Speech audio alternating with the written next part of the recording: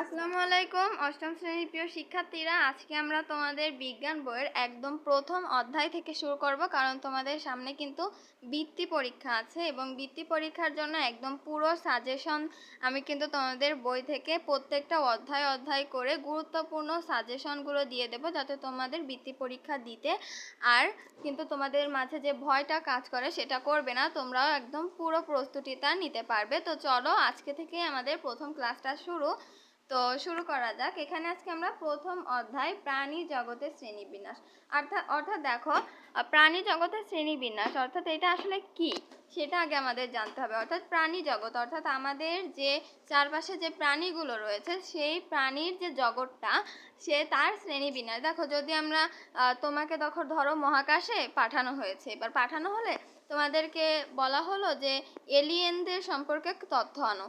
তো এলিয়েনদের সম্পর্কে যদি তথ্য আনতে তুমি যাও, তাহলে কি তুমি হয়তো বা দেখবে যে সবুজ ধরনের একদল এলিয়েন, তারপর সাদা, তারপর কালো, এরকম ধরনের, ধরো মনে করো এরকম ধরনের এলিয়েন।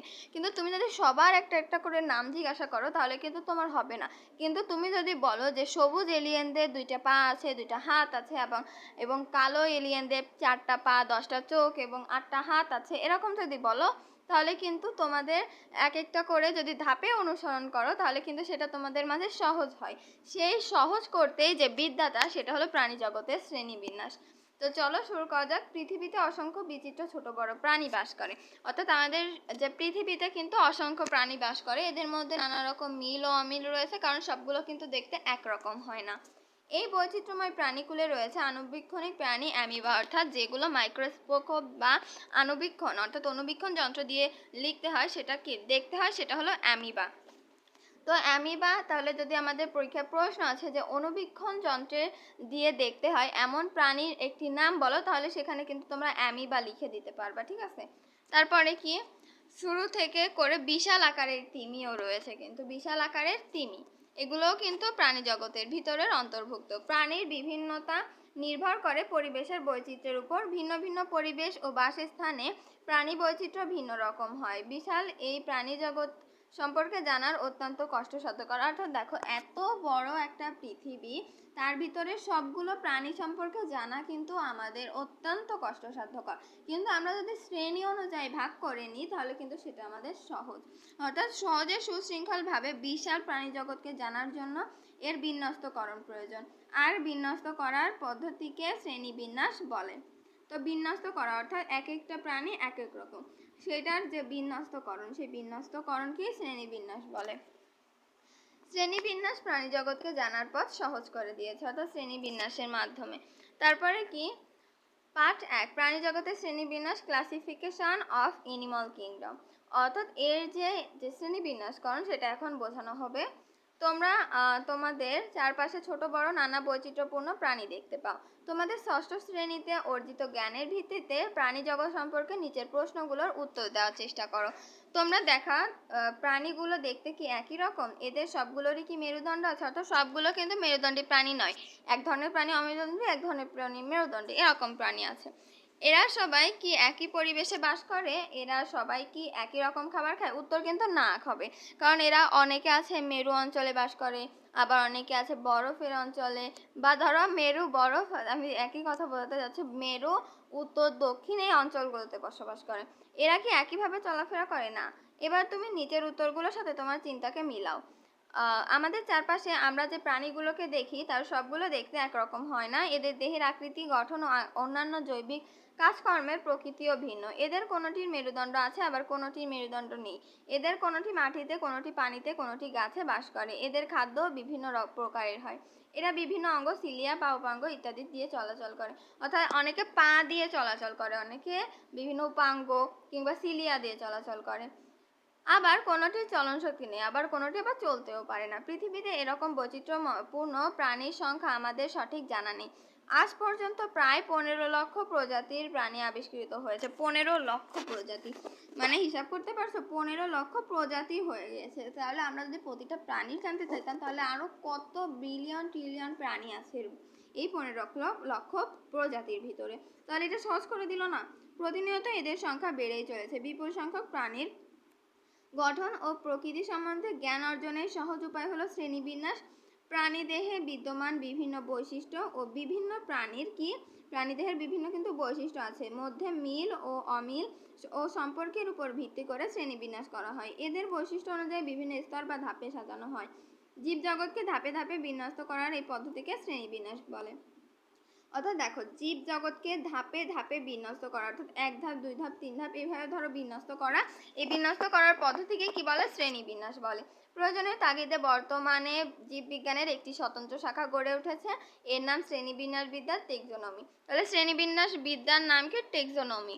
তারপরে কি? প্রজাতি হলো শ্রেণীবিন্যাসের সবচেয়ে নিচে ধাপ বা একক। এটা কিন্তু অলমোস্ট অনেক গুরুত্বপূর্ণ একটা প্রশ্ন। এখানে প্রজাতি হলো কি? যদি প্রশ্ন আসে শ্রেণীবিন্যাসের সবচেয়ে নিচের একক বা ধাপ কোনটি, তাহলে লিখতে হবে প্রজাতি। যেমন মানুষ, কোনো ব্যাঙ, কবুতর ইত্যাদি এক একটি প্রজাতি। অর্থাৎ মানুষ এক ধরনের প্রজাতি, কোনো ব্যাঙ এক ধরনের প্রজাতি, কবুতর এক ধরনের প্রজাতি, এগুলো এক ধরনের প্রজাতি। কোনো প্রাণীর শ্রেণীবিন্যাস করতে হলে সেই প্রাণীকে বৈশিষ্ট্য অনুযায়ী ধাপে ধাপে সাজাতে হয়। এই সকল ধাপের প্রত্যেকটিকে যথাযথভাবে বিন্যস্ত করতে হয়। শ্রেণীবিন্যাসের ইতিহাসে অ্যারিস্টটল, জন রে ও ক্যারোলাস লিনিয়াসের নাম উল্লেখযোগ্য। অর্থাৎ দেখো, শ্রেণীবিন্যাসের যে ইতিহাসটা আছে, যে শ্রেণীবিন্যাস কোথা থেকে আমরা এগুলো জানলাম, সেই যে ইতিহাসটা, এই ইতিহাসের কি অ্যারিস্টটল, জন রে ও ক্যারোলাস লিনিয়াসের নাম কিন্তু উল্লেখযোগ্য। প্রকৃতি বিজ্ঞানী ক্যারোলাস লিনিয়াসকে, অর্থাৎ ক্যারোলাস লিনিয়াস কিন্তু প্রকৃতি বিজ্ঞানী, শ্রেণীবিন্যাসের জনক বলা হয়, অর্থাৎ শ্রেণীবিন্যাসের জনককে ক্যারোলাস লিনিয়াস। তিনি সর্বপ্রথম প্রজাতির বৈশিষ্ট্য চিহ্নিত করেন এবং দ্বিপদ বা 2 অংশ বিশিষ্ট নামকরণ প্রথা প্রবর্তন করেন। একটি জীবের বৈজ্ঞানিক নাম 2 অংশ বা পদ বিশিষ্ট হয়, এই নামকরণকে দ্বিপদ নামকরণ বা বৈজ্ঞানিক নামকরণ বলে। পরীক্ষায় কিন্তু এগুলো আসে যে দ্বিপদ নামকরণ কাকে বলে। অর্থাৎ এইভাবে লিখতে পারবে, জীবের বৈজ্ঞানিক নাম 2 অংশ বা পদ বিশিষ্ট হয়, এই নামকরণ পদ্ধতিকে দ্বিপদ নামকরণ পদ্ধতি বলে। যেমন মানুষের বৈজ্ঞানিক নাম হোমোসেপিয়েন্স। হোমোসেপিয়েন্স কি? মানুষের এক বৈজ্ঞানিক নাম। বৈজ্ঞানিক নাম ল্যাটিন অথবা ইংরেজি ভাষায় লিখতে হয়, অর্থাৎ ল্যাটিন ভাষা কিংবা ইংরেজি ভাষায় লিখতে হয়। এখন তুমি তোমার নিজের খাতায় নিচের ছকটি পূরণ করো। এগুলো কিন্তু প্রাণীর নাম। বানর, বানর কি করে? বানরের বাসস্থান গাছ। তারপরে এর গঠন কি? 2টি চোখ, তারপরে একটি লেজ, 2টি পা বা 4টি পা, এগুলো আছে। দেহ লোমে আবৃত। উপকারিতা কি? উপকারিতা তেমন একটা নেই, কিন্তু কিছু কিছু উপকারিতা কিন্তু আছে। আবার অপকারিতা, মানুষের ফসল নষ্ট করে দেয়, এইসব হলো উপকারিতা অপকারিতা। তারপরে কি? পাঠ 2 থেকে 5, অমেরুদণ্ডী প্রাণীর শ্রেণীবিন্যাস। আধুনিক শ্রেণীবিন্যাসে সকল প্রাণী অ্যানিমেলিয়া জগতের কিংডম অন্তর্ভুক্ত। অর্থাৎ প্রতিটা আধুনিক শ্রেণীবিন্যাসে কি? সকল প্রজাতি অ্যানিমেলিয়া জগতের অন্তর্ভুক্ত। এই শ্রেণীবিন্যাসে পূর্বের প্রোটোজোয়া পর্বটি প্রোটিস্টা জগতে একটি আলাদা উপজগৎ সাবকিংডম হিসেবে স্থান পেয়েছে। অর্থাৎ প্রোটোজোয়া নামের যে পর্বটি আছে সেটি প্রোটিস্টা জগতে, অর্থাৎ এটা অ্যানিমেলিয়া জগৎ, আর আরেকটা হলো প্রোটিস্টিয়া জগৎ, তে একটি আলাদা উপজগৎ সাবকিংডম হিসেবে স্থান পেয়েছে প্রোটোজোয়াটি। অ্যানিমেলিয়া জগতে প্রাণীদের মোট 33টি পর্ব রয়েছে। এর মধ্যে প্রজাতির সাংঘাতিকের ভিত্তিতে 9টি পর্বকে মেজর পর্ব বলা হয়। মেজর পর্ব বলা হয় 9টিকে, আর বাকিগুলো নন মেজর পর্ব। এই 9টি পর্বের প্রথম 8টি আবার কি? অমেরুদণ্ডী, এবং শেষ পর্বের প্রাণীরা মেরুদণ্ডী, অর্থাৎ শেষ পর্বে যে প্রাণীটা আছে সেটাই কেবল অমেরুদণ্ডী। তারপরে কি? এক নজরে অ্যানিমেলিয়া জগতের মেজর পর্বগুলোর শ্রেণীবিন্যাস। তোমরা যদি এই ছকটা আগে দেখো তাহলে তোমাদেরকে কঠিন মনে হতে পারে, নিচে কিন্তু এর বর্ণনা দেওয়া আছে, বর্ণনাগুলো পড়লে এই ছকটা বুঝতে আমাদের একদম সহজ হয়ে যাবে। তো চলো শুরু করা যাক। পর্ব 1, পরিফেরা। পরিফেরা তাহলে স্বভাব ও বাসস্থান কি? পরুষ শব্দের অর্থ ছিদ্র, অর্থাৎ পরিফেরা তাহলে পরুষ আর ফেরা, ঠিক আছে? যদি আমরা যদি সিলেবাল অনুযায়ী যদি ভাগ করে পড়ি, পরুষ অর্থাৎ ছিদ্র এবং ফেরা শব্দের অর্থ বহন করা, এবং এই 2টি শব্দ থেকেই কিন্তু পরিফেরা শব্দটি এসেছে। পরিফেরা পর্বের প্রাণীরা সাধারণভাবে স্পঞ্জ নামে পরিচিত, অর্থাৎ স্পঞ্জ নামে পরিচিত এই পরিফেরা পর্বের প্রাণীগুলো। পৃথিবীর সর্বত্রই এদের পাওয়া যায়। এদের অধিকাংশ প্রজাতি সামুদ্রিক, তবে কিছু কিছু প্রজাতি প্রাণী স্বাদু পানিতে বাস করে। অর্থাৎ কি? কিছু কিছু সামুদ্রিক, আবার কিছু কিছু স্বাদু পানিতে বাস করে। এরা সাধারণত দলবদ্ধ হয়ে বসবাস করে। তাহলে স্বভাব যদি বাসস্থান ধরি, তাহলে এখানে কি আমরা যদি লিখতে পারি? পরুষ শব্দের অর্থ ছিদ্র, ফেরা শব্দের অর্থ বহন করা, এই শব্দটি থেকে পরিফেরা শব্দটি এসেছে। এদেরকে স্পঞ্জ নামে পরিচিত। এরা সর্বত্রই বাস করে বা পাওয়া যায়। আবার অধিকাংশ সামুদ্রিক, আবার কিছু কিছু স্বাদু পানিতে বাস করে এবং দলবদ্ধভাবে থাকতে পছন্দ করে। এভাবে স্বভাব ও বাসস্থান আমরা লিখতে পারি। সাধারণ বৈশিষ্ট্য, সরলতম বহুকোষী প্রাণী। বহুকোষী হলেও এরা টিস্যু গঠন করে না, অর্থাৎ এরা কিন্তু এককোষী না, এরা বহুকোষী প্রাণী। কিন্তু বহুকোষী হলেও বহুকোষী প্রাণীদের যে বৈশিষ্ট্যটা, তারা টিস্যু গঠন করে, কিন্তু এরা কিন্তু টিস্যু গঠন করে না। দেহ প্রাচীর অসংখ্য ছিদ্রযুক্ত, অর্থাৎ দেখো পরিফেরা, এই যে পরুষ শব্দের অর্থ ছিদ্র, এই পরুষ শব্দের অর্থ ছিদ্র, তাহলে পরিফেরা কেন দেওয়া হয়েছে? এদের যে দেহটা, এদের দেহটা অসংখ্য ছিদ্রযুক্ত, এই জন্যই কিন্তু এরকে পরিফেরা নাম দেওয়া হয়েছে, কারণ এখানে ছিদ্রযুক্ত। এই ছিদ্রপথে পানির সাথে অক্সিজেন ও খাদ্যবস্তু প্রবেশ করে। পানির সাথে কি ওই ছিদ্রগুলো দিয়ে অক্সিজেনও প্রবেশ করে, আবার পানির সাথে কি অক্সিজেন খাদ্যবস্তুও কিন্তু প্রবেশ করে। কোনো পৃথক সুগঠিত কলা অঙ্গ ও তন্ত্র থাকে না। উদাহরণ কি? স্পঞ্জিলা, স্কাইফা। এগুলো কিন্তু আমাদের মুখস্থ করতে হবে, এবং যদি মুখস্থ না হয় একটু মাথায় রাখলেই হয়ে যাবে, কিন্তু মুখস্থ করাটাই অত্যন্ত জরুরি, যেহেতু তোমরা বৃত্তি পরীক্ষা দিবে। পর্ব 2, নিডারিয়া। নিডোক্সাইড নামক বিশেষ বৈশিষ্ট্যপূর্ণ কোষের নাম থেকেই এই পর্বের নামকরণ করা হয়েছে। এই পর্ব ইতোপূর্বে সিলেন্টারেটা নামে পরিচিত ছিল। অর্থাৎ নিডোক্সাইড নামক এক ধরনের বৈশিষ্ট্য কোষ, অর্থাৎ দেখো একটা কোষের নাম হলো নিডোক্সাইড, অর্থাৎ নিডোক্সাইড নামক বিশেষ বৈশিষ্ট্যপূর্ণ কোষের নাম থেকেই কিন্তু এই পর্বটির নামকরণ করা হয়েছে। যেমন পরিফেরা পর্বটি কিসের জন্য করা হয়েছে? পরুষ শব্দের অর্থ ছিদ্র, ছিদ্রযুক্ত দেহ এই জন্য করা হয়েছে, আর এটি একটি কোষের নাম থেকে এসেছে। কোষের নাম থেকে নিডারিয়া পর্বটির নামকরণ করা হয়েছে। এই পর্ব ইতোপূর্বে সিলেন্টারেটা নামে পরিচিত ছিল। স্বভাব ও বাসস্থান, পৃথিবীর প্রায় সকল অঞ্চলে এই পর্বের প্রাণী দেখা যায়। এদের অধিকাংশ প্রজাতি সামুদ্রিক, তবে অনেক প্রজাতি খাল, বিল, নদী, হ্রদ, ঝর্ণা ইত্যাদিতে দেখা যায়। এই পর্বের প্রাণীগুলো বৈচিত্র্য বর্ণ ও আকার আকৃতির হয়। এদের কিছু প্রজাতি এককভাবে, আবার কিছু প্রজাতি দলবদ্ধভাবে কলোনি গঠন করে বসবাস করে। অর্থাৎ দেখো আমরা পরিফেরা পর্বে কি পড়েছিলাম, যে তারা দলবদ্ধ হয়ে বসবাস করে, আর এরা কিছু কিছু আবার প্রজাতি, মানে এদের যে পর্বটি, এই পর্বের কিছু কিছু প্রজাতি আবার এককভাবে, আবার কিছু কিছু দলবদ্ধ হয়ে তাদের ইচ্ছা মতো দলবদ্ধ কলোনি গঠন করে বাস করে। এরা সাধারণত পানিতে ভাসমান কাঠ, পাতা বা অন্য কোনো কিছুর সঙ্গে দেহটাকে আটকে রেখে বা মুক্তভাবে সাঁতার কাটে। এইভাবেই কিন্তু রয়েছে এই নিডারিয়া পর্বটি। তারপরে যে সাধারণ বৈশিষ্ট্যটি কি? সাধারণ বৈশিষ্ট্য: দেহ দুটি ভ্রূণীয় কোষস্তর দ্বারা গঠিত। দেহের বাইরের দিকের স্তরটি অ্যাক্টোডার্ম এবং ভিতরের স্তরটি অ্যান্ডোডার্ম। অর্থাৎ কি? দেহ দুটি ভ্রূণীয় কোষস্তর, অর্থাৎ যে তাদের যে দেহ দুটো, কিন্তু সেই দেহ দুটোর ভ্রূণীয় কোষস্তর দ্বারা গঠিত। দেহের যে বাইরের অংশটাকে আমরা কি বলবো? অ্যাক্টোডার্ম, এবং ভিতরের যে অংশটা সেটা অ্যান্ডোডার্ম বলবো। দেহ গহ্বরকে সিলেন্টেরন বলে। তাদের যে দেহ গহ্বর আছে তাদেরকে কি বলে? সিলেন্টেরন বলে। এটা একাধারে পরিপাক ও সংবহনে অংশ নেয়। এটা কি কাজে অংশ নেয় সেটা বলা হয়েছে। অ্যাক্টোডার্মে নিডোসাইড নামক বিশেষ বৈশিষ্ট্যপূর্ণ কোষ থাকে। অর্থাৎ দেখো এই যে অ্যাক্টোডার্ম যেটা আছে, অ্যাক্টোডার্মে নিডোসাইড নামক বৈশিষ্ট্যপূর্ণ কোষ থাকে। অর্থাৎ তাদের যে অ্যাক্টোডার্মের মধ্যে নিডোসাইড নামক বৈশিষ্ট্যপূর্ণ যে কোষ থাকে, অর্থাৎ কোষের নামই নিডোসাইড। তারপরে কি আছে? এই কোষগুলো শিকার ধরা, আত্মরক্ষা, চলন ইত্যাদি কাজে অংশ নেয়। অর্থাৎ তোমাদের পরীক্ষা আসতে পারে নিডোসাইড কোন কাজে অংশ নেয়, তাহলে আমরা বলবো শিকার ধরা, আত্মরক্ষা এবং চলন ইত্যাদি কাজে অংশ নিয়ে থাকে কিন্তু এই নিডোসাইড নামক কোষটি। উদাহরণ: হাইড্রা ও অবিলিয়া। উদাহরণ কি? আগেরটা ছিল স্পঞ্জিলা, স্কাইফা, আর এটার উদাহরণ হাইড্রা, অবিলিয়া। তারপরে কি? প্লাটি হেলমিনথেস। তিন পর্ব প্লাটি হেলমিনথেস। স্বভাব ও বাসস্থান: প্লাটি শব্দের অর্থ চ্যাপ্টা, অর্থাৎ প্লাটি শব্দের অর্থ চ্যাপ্টা, এবং হেলমিনথেস শব্দের অর্থ কৃমি। এই শব্দ দুটি থেকে প্লাটি হেলমিনথেস শব্দটি এসেছে। এই পর্বের প্রাণীদের জীবনযাত্রা বেশ বৈচিত্র্যময়। এই পর্বের বহু প্রজাতি বহিঃপরজীবী এবং আন্তঃপরজীবী হিসেবে মানুষের জীবদেহে বা অন্য জীবদেহের বাইরে বা ভিতরে বসবাস করে। অর্থাৎ দেখো এই প্রজাতিগুলো কি করে?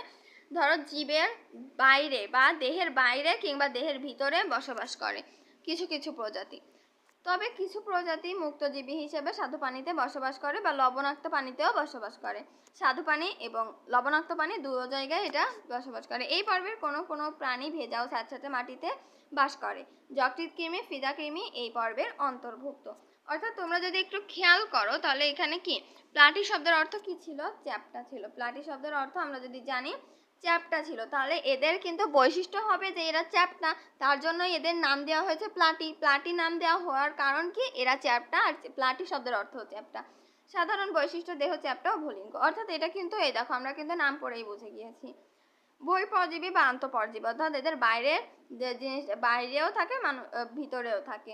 দেহ পুরু কিউটিকল দ্বারা আবৃত, অর্থাৎ তাদের যে দেহটা যেটা দিয়ে আবৃত সেটা হলো পুরু কিউটিকল। দেহে চোষক ও আংটা থাকে। চোষক ও আংটা দেহে বিদ্যমান। দেহে শিখা অঙ্গ নামে বিশেষ অঙ্গ থাকে। তাদের একটা অঙ্গ আছে, সেটা শিখা অঙ্গ নামে পরিচিত।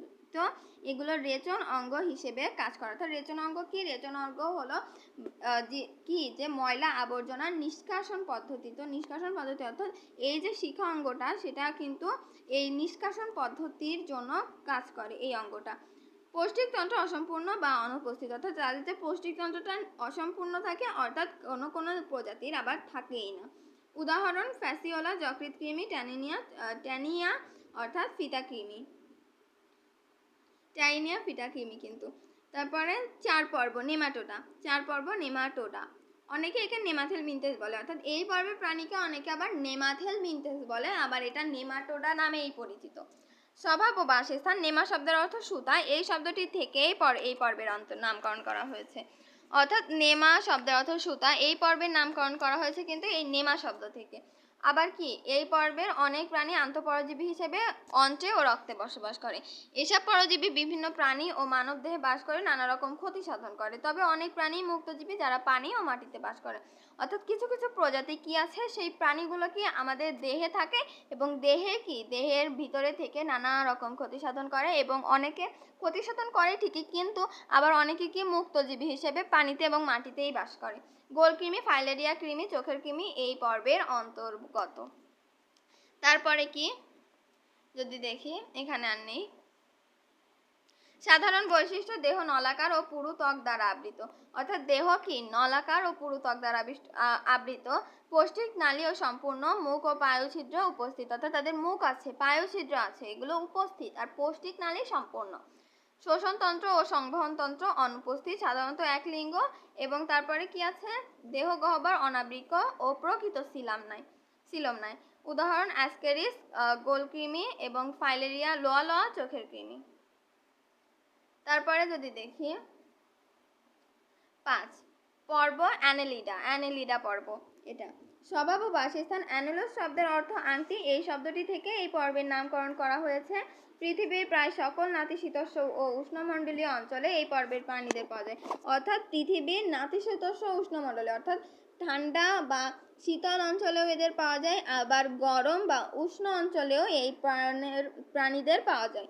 এদের বহু প্রজাতি স্বাদু পানিতে এবং কিছু প্রজাতি অগভীর সমুদ্রে বাস করে। অর্থাৎ গভীর সমুদ্রে এরা বাস করতে পারে না, তারা অগভীর, যেটা অগভীর সমুদ্র সেটাতে বাস করে তারা। এই পর্বের বহু প্রাণী স্যাঁতসেঁতে মাটিতে বাস করে। অর্থাৎ যে জায়গা স্যাঁতসেঁতে মাটি আছে, তারা কিন্তু সেই জায়গায় বাস করে। কিছু প্রজাতি পাথর ও মাটিতে গর্ত খুঁড়ে বসবাস করে। মানে একটা পর্বের বিভিন্ন প্রজাতির প্রাণী, সেগুলো কি করে, অর্থাৎ একটা পর্বের যে প্রজাতি আছে সেগুলো কিন্তু একই জায়গায় থাকে না। অর্থাৎ এক প্রজাতির প্রাণী এক জায়গায় বসবাস করতে পছন্দ করে, অনেকে পাথরে গর্ত খুঁড়ে বসবাস করতে পছন্দ করে, অনেকে স্যাঁতসেঁতে মাটিতে বসবাস করতে পছন্দ করে, আবার অনেকে কি সমুদ্রের যে লোনা পানি সেটাতেও বসবাস করতে পছন্দ করে।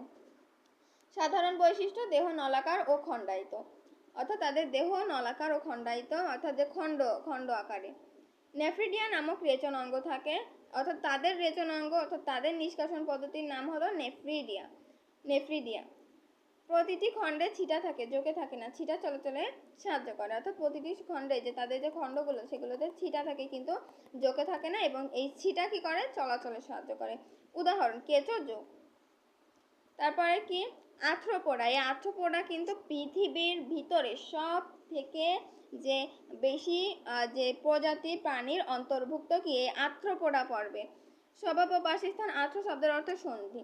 তোমরা কিন্তু, যদি আমার এটা অ্যাডভাইস, তোমরা অন্য পর্বের প্রাণী সম্পর্কে তো মুখস্থ করবাই, কিন্তু এই যে আর্থ্রোপোডা পর্বের যে প্রাণীগুলো আছে, সেই আর্থ্রোপোডা পর্বটি অনেক ভালোভাবে মুখস্থ করবা, কারণ এই পর্বটি কিন্তু অনেক কমন, মানে পরীক্ষায় একটা হলেও প্রশ্ন এখান থেকে থাকে।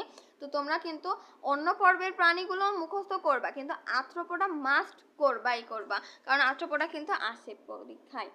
পোডোস শব্দের অর্থ পা। এই শব্দ দুটি থেকে এই পর্বের নামকরণ করা হয়েছে।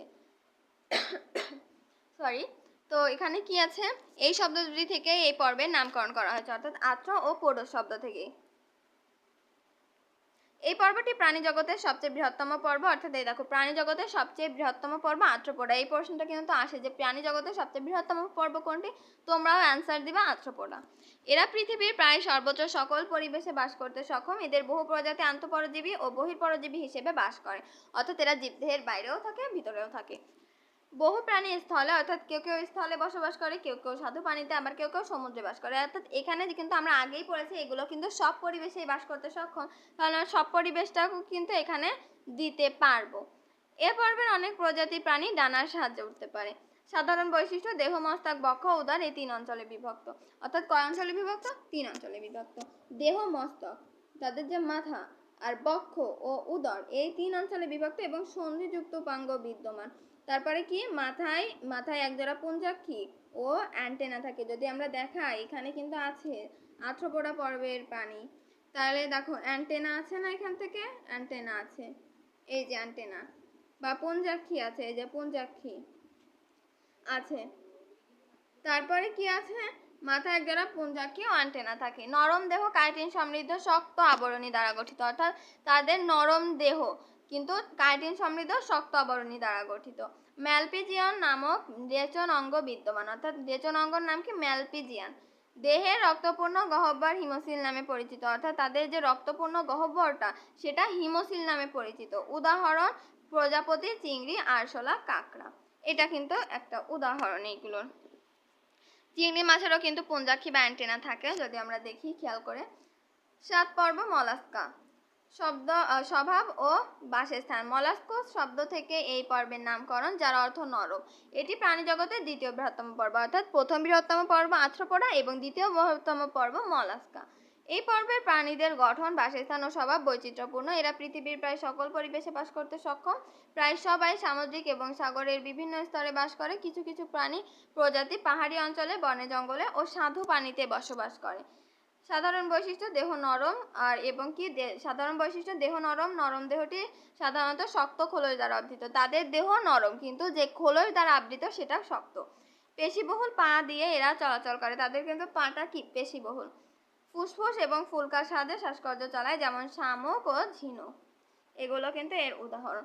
তারপরে কি আছে, 8 পর্ব একাইনোডার্মাটা। স্বভাব ও বাসস্থান। একাইনো শব্দের অর্থ কাটা এবং ডার্মা শব্দের অর্থ ত্বক, অর্থাৎ কাঁটাযুক্ত ত্বক বলতে পারি আমরা। এই শব্দ দুটি নিয়েই পর্বটির নামকরণ করা হয়েছে। এই পর্বের সকল প্রাণী সামুদ্রিক, অর্থাৎ দেখো একাইনোডার্মাটা, এটার কিন্তু এই লাইনটা অনেক গুরুত্বপূর্ণ, কারণ এই পর্বের সকল প্রাণী কিন্তু কোনো জায়গায় তুমি পাবে না, শুধু কিন্তু তুমি পানিতেই, অর্থাৎ তুমি সমুদ্রেই এগুলোকে বেশি পাবে। তাহলে কিন্তু এইটা পড়তে হবে, যদি আসে কোন প্রাণী অর্থাৎ কোন পর্বের প্রাণীগুলো সামুদ্রিক, সবগুলো সামুদ্রিক অর্থাৎ সব প্রজাতি সামুদ্রিক, তুমি কিন্তু দিতে পারবে একাইনোডার্মাটা। পৃথিবীর সকল মহাসাগরে এবং সকল গভীরতায় এদের, অর্থাৎ সকল গভীরতায় এদের বসবাস করতে দেখা যায়। এদের স্থলে বা মিঠা পানিতে পাওয়া যায় না, এদের স্থলে কিংবা মিঠা পানিতে পাওয়া যায় না, এরা অধিকাংশই মুক্তজীবী। সাধারণ বৈশিষ্ট্য দেহ ত্বক কাঁটাযুক্ত। এই যে দেখো একাইনো শব্দের অর্থ বা কাঁটা, তো এই যে দেখো এর যে বৈশিষ্ট্য অনুযায়ী কিন্তু এদের নামটা হয়। তারপরে দেহ পাশে সমানভাবে বিভক্ত এবং অর্থাৎ পঞ্চরীর প্রতিসম। এই দেখো 1 2 3 4 5, 5টা আছে কিন্তু দেহ এবং পঞ্চরীর প্রতিসম। পানি সংবহন তন্ত্র থাকে এবং নালীপদের সাহায্যে চলাচল করে। এরা কিসের সাহায্যে চলাচল করে? নালীপদের সাহায্যে চলাচল করে। তারপরে যদি দেখি পূর্ণাঙ্গ পানিতে অঙ্কীয় ও পৃষ্ঠদেশ নির্ণয় করা যায়, কিন্তু মাথা চিহ্নিত করা যায় না। এদের কিন্তু মাথা চিহ্নিত করা যায় না, দেহের অন্যান্য অঙ্গগুলো যদিও বা চিহ্নিত করা যায়, মাথা যায় না। উদাহরণ তারা মাছ, সমুদ্র শসা। তারা মাছও কিন্তু এগুলোর উদাহরণ। এবার কিন্তু আমরা সেই মেরুদণ্ডী প্রাণী নিয়ে আলোচনা করব, মেরুদণ্ডী প্রাণী শ্রেণীবিন্যাস। 9 পর্ব করডাটা। স্বভাব ও বাসস্থান। করডাটা শব্দ এসেছে করডা শব্দ থেকে, যার অর্থ রঞ্জু বা নালী। এদের কিন্তু মেরুদণ্ড আছে বা নটকর আছে। এরা পৃথিবীর সকল পরিবেশে বাস করে। এদের বহু প্রজাতি ডাঙায় বাস করে। জলচর করডাটাদের মধ্যে বহু প্রজাতি স্বাদু পানিতে অর্থাৎ সমুদ্রে বাস করে, অর্থাৎ যেই করডাটা পর্বের যেই প্রাণীগুলো কি জলচর অর্থাৎ পানিতে বাস করে, সেগুলো কি সেই যে পানিতে বাস করে সেগুলো বিশেষ করে সবগুলো কিন্তু বহু প্রজাতি অর্থাৎ অনেক প্রজাতিগুলো কি স্বাদু পানিতে অথবা সমুদ্রে বাস করে। বহু প্রজাতি বৃক্ষবাসী, মরুবাসী, মেরুবাসী, গুহাবাসী ও খেচর, অর্থাৎ কেউ কেউ বৃক্ষে অর্থাৎ গাছে থাকে, কেউ কেউ মরু অঞ্চলে থাকে, আবার কেউ কেউ মেরু অঞ্চলে থাকে, অর্থাৎ কেউ কেউ গুহায় থাকে অথবা ও খেচর। করডাটা পর্বের বহু প্রাণী বহিঃপরজীবী হিসেবে অন্য প্রাণীর দেহে সংলগ্ন হয়ে জীবনযাপন করে। অর্থাৎ বহিঃপরজীবী যেগুলো সেগুলো কিন্তু প্রাণীর দেহে সংলগ্ন হয়ে জীবনযাপন করে। সাধারণ বৈশিষ্ট্য, এই পর্বের প্রাণী সারা জীবন অথবা ভ্রূণ অবস্থায় পৃষ্ঠদেশ বরাবর নটোকর্ড অবস্থান করে। এই দেখো নটোকর্ড, আর নটোকর্ড থাকে বলেই এরা কিন্তু মেরুদণ্ডী শ্রেণীর প্রাণীর অন্তর্ভুক্ত। নটোকর্ড হলো একটি নরম নমনীয় দণ্ডাকার দৃঢ় ও অখণ্ডায়িত দণ্ড। পৃষ্ঠদেশ একক ও ফাঁপা স্নায়ুরঞ্জু থাকে। সারা জীবন অথবা জীবনচক্রের কোনো এক পর্যায়ে পার্শ্বীয় গলবিলীয় ফুলকা ছিদ্র থাকে। অর্থাৎ এগুলো কি মানুষ ও কোনো ব্যাং ও রুই মাছ, মানুষও কিন্তু এই করডাটা পর্বের প্রাণীর অন্তর্ভুক্ত।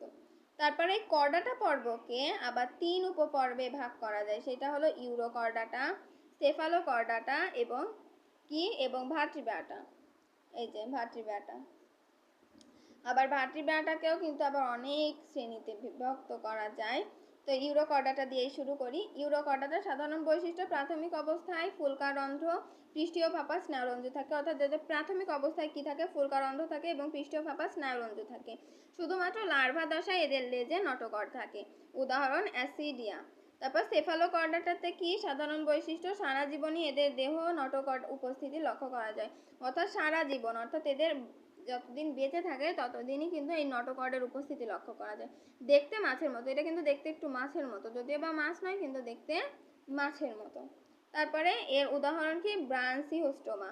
ভার্টিব্রাটা এই উপপর্বের প্রাণীর মেরুদণ্ডী প্রাণী হিসেবে পরিচিত। গঠন ও বৈশিষ্ট্যের ভিত্তিতে মেরুদণ্ডী প্রাণীদের 7টি শ্রেণীতে বিভক্ত করা যায়। অর্থাৎ এর গঠন ও যে প্রাণী হিসেবে 7টি প্রাণীতে ভাগ করা যায় শ্রেণীতে।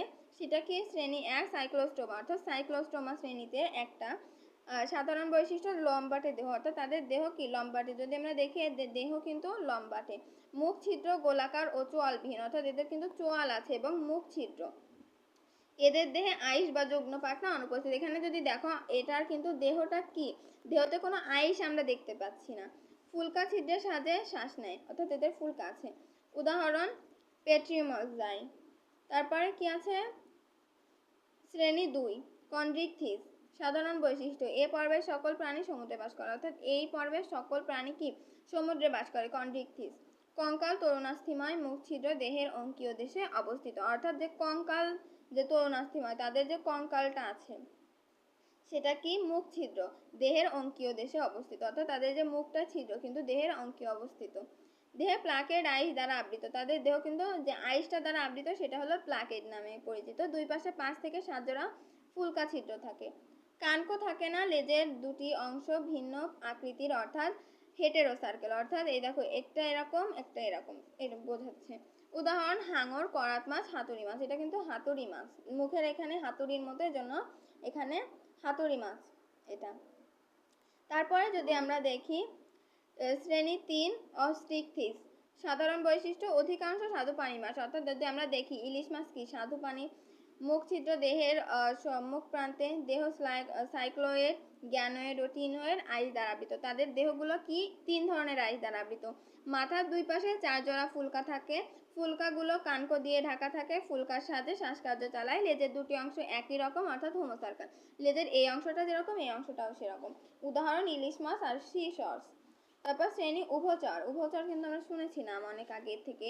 মেরুদণ্ডী প্রাণীর মধ্যে যারা জীবনের প্রথম অবস্থায় সাধারণত পানিতে থাকে। অর্থাৎ এদের জীবনের প্রথম অবস্থায় এরা পানিতে থাকে এবং যে তারপরে কি যখন তারা একটু বড় হয় ফুলকার সাথে শ্বাসকার্য চালাতে পারে তখন পরিণত অবস্থায় ডাঙায় বাস করে, তারাই উভচর। সাধারণত বৈশিষ্ট্য, দেহ ত্বক আইসবিহীন, ত্বক নরম পাতলা, ভেজা ও গ্রন্থিযুক্ত, শীতল রক্তের প্রাণী, পানিতে ডিম পাড়ে এবং জীবন চক্রে সাধারণত ব্যাঙাচি দশা দেখা যায়, অর্থাৎ সোনা ব্যাঙ এবং কুনো ব্যাঙ। 5 পর্ব সরীসৃপ রিপটিলা। সাধারণ বৈশিষ্ট্য, বুকে ভর করে চলে। তারপর ত্বক শুষ্ক আইসযুক্ত, 4 পায়ে 5টি করে নখর আঙুল আছে। তোমরা যদি দেখো টিকটিকি, কুমির, সাপ এগুলো যদি ছবি দেখো তাহলে কিন্তু তোমরা বুঝতে পারবে। শ্রেণী পক্ষীকুল অ্যাভেস। সাধারণ বৈশিষ্ট্য, দেহ পালকে আবৃত। এই যে দেখো যেমন দোয়েল পাখির কিন্তু পালকে আবৃত, 2টি পা এবং একটি চঞ্চু আছে। তারপরে কি চঞ্চু আছে। তারপরে ফুসফুসের সাথে বায়ুথলি আছে, অর্থাৎ তাদের ফুসফুসের সাথে কি বায়ুথলি আছে এবং এর জন্য তারা উঠতে পারে। উষ্ণ রক্তের প্রাণী, হাড় শক্ত, হালকা ও ফাঁপা। কাক, দোয়েল, হাঁস এই শ্রেণীর প্রাণীর অন্তর্ভুক্ত। তারপরে কি আছে, শ্রেণী স্তন্যপায়ী ম্যামেলিয়া। সাধারণ বৈশিষ্ট্য: দেহ লোমে আবৃত। স্তন্যপায়ী প্রাণীরা সন্তান প্রসব করে, তাদের এই ব্যতিক্রম আছে প্লাটিপাস। অর্থাৎ যেই যে প্রাণীগুলো সন্তান প্রসব করে না তারা হলো একটা হলো প্লাটিপাস, তাছাড়া সবাই একরকম। উষ্ণ রক্তের প্রাণী, চোয়ালে বিভিন্ন ধরনের দাঁত থাকে, অর্থাৎ তাদের চোয়ালে কি বিভিন্ন দাঁত থাকে। শিশুরা মাতৃদুগ্ধ পান করে বড় হয়। হৃৎপিণ্ডে 4 প্রকোষ্ঠ বিশিষ্ট। ত্বকে বিভিন্ন রকমের গ্রন্থি বিদ্যমান, উদাহরণ মানুষ, উট, বাঘ।